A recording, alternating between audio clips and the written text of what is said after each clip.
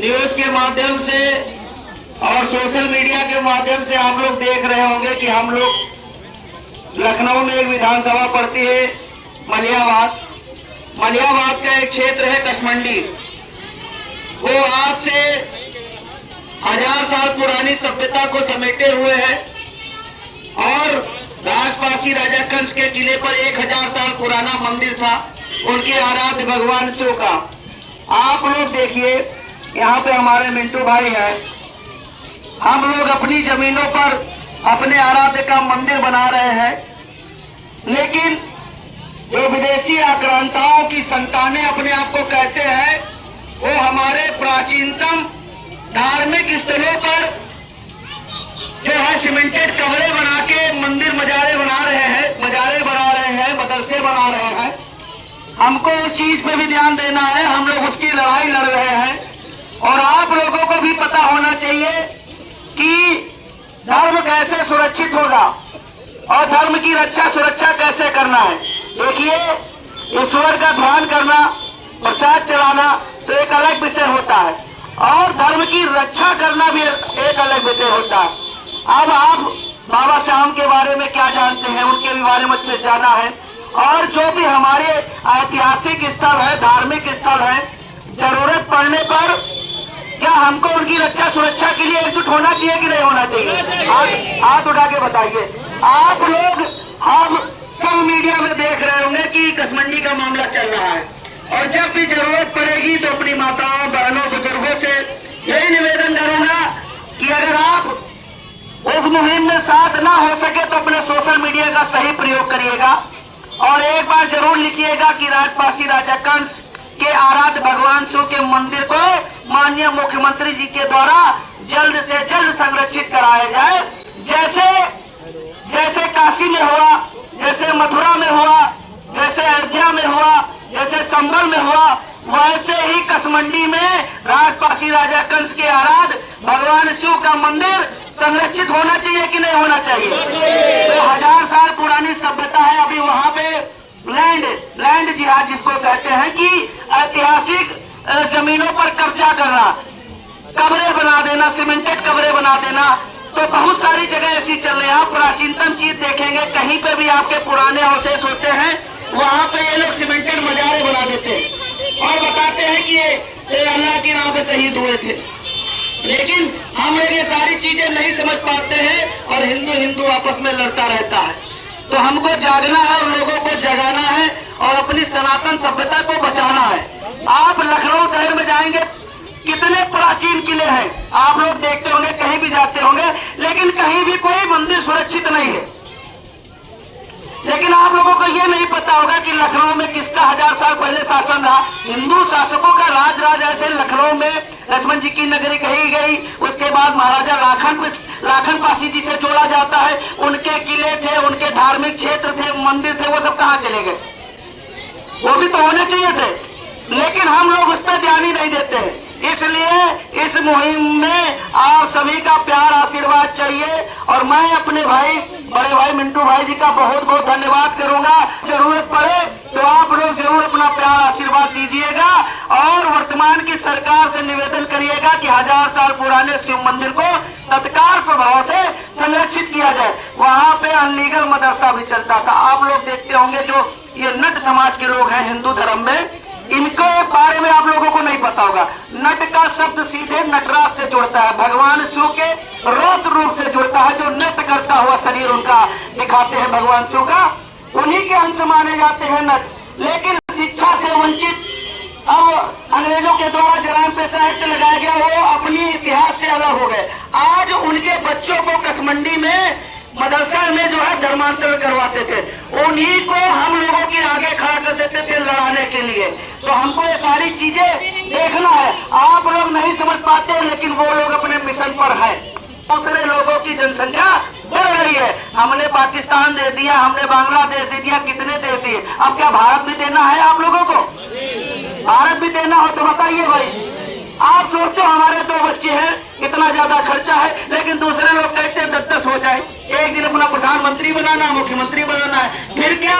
या तो कर्मा करो या तो फिर तलवार, एक ही तो ऑप्शन होगा ना। तो अगर आप लोग 1000 साल पुराने दृश्य ना देखना पड़े, तो सभी सनातनी हिंदुओं को एकजुट होना चाहिए कि नहीं होना चाहिए? आप लोग बताइए। यहाँ पे केवल प्रसाद नहीं चढ़ाना, इसकी रक्षा सुरक्षा भी तुम्हारी जिम्मेदारी है, इसकी रक्षा सुरक्षा भी तुम्हारी जिम्मेदारी है। और देखिए, जब देश और धर्म पे कोई बात आई है तो हमारी माताओं बहनों ने अपने, चाहे उनके पति हो, चाहे उनके पिता हो, चाहे उनके भाई हो, उनके साथ कंधे से कंधा मिला के बराबर लठ चलाने का काम किया है। उन्हीं को काली और दुर्गा, अवंती मालवेती, झलकारी बाई कोरी, वीरांगना हुदा देवी पासी कहा गया है। तो हमारी महिलाएं पुरुषों से कम नहीं है, ना उनको कम आंकना चाहिए। ये सारी चीजें हमको ध्यान देना है, हमको सामाजिक एक्टिविटी पे ध्यान देना है, ऐतिहासिक एक्टिविटी पे ध्यान देना है, अगर अपने धर्म को बचाना है, क्योंकि हम लोग मानवतावादी हैं। सनातन का मतलब क्या होता है? बहुत सारे लोग नहीं बता पाएंगे। सनातन का मतलब यही होता है प्रकृति को पूजने वाले लोग।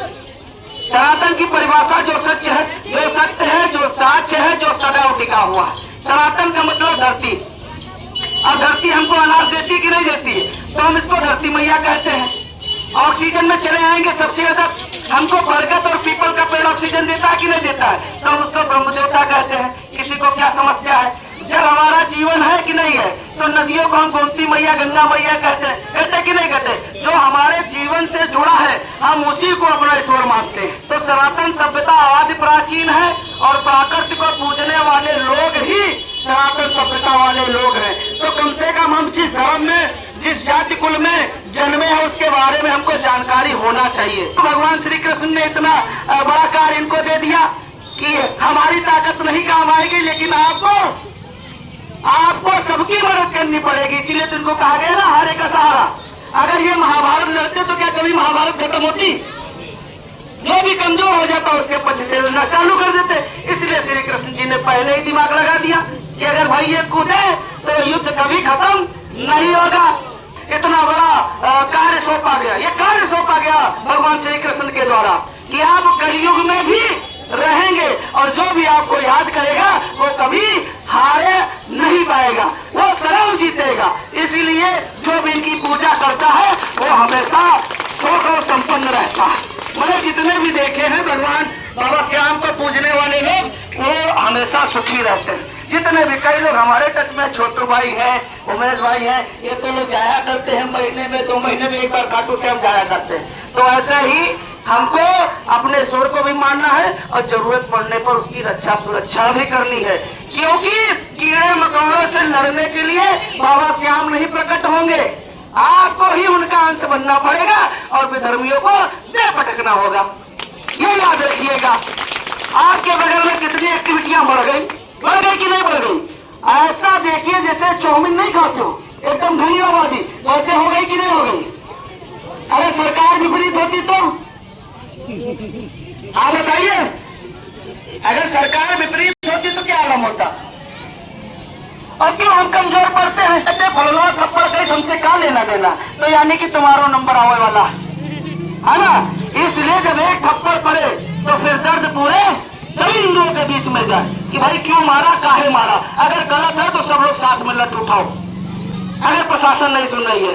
देखिए, सारी चीजें प्रशासन के ऊपर नहीं डालने वाले होती है। जब एकजुट होके किसी की आवाज आप बनोगे तो प्रशासन झुक के आपको नमस्कार करेगा और आपके कहने पर कार्रवाई भी करेगा। ये याद रखिएगा। और जब जरूरत पड़े कसमंडी के लिए तो अपना प्यार आशीर्वाद बनाइएगा। एक बार हाथ खड़ा कर दीजिए। हम लोग कितने लोग हमारा साथ देंगे? सभी लोग देंगे ना?